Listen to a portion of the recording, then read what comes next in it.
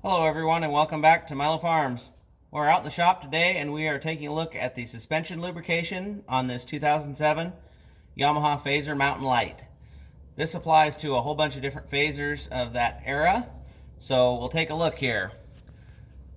So the zerks that we're going to be looking for on this particular model, there is one right here underneath in the center, one in front of that, one more in front of that, and one more down in this hole right here that you can't quite see. So there's 4 zerks lined up right there. Then up here on the front right here you have one. So in the back you can see there's 2 more, one on the bottom right there and one on top up there. So altogether here you have 7 zerks. So we're going to go ahead and lubricate those with the Yamaha suspension grease and then also that lock and lube tip that we have for the grease gun. So I hope everybody enjoyed the video. Hope that was helpful. And remember, you can't finish a project without getting started.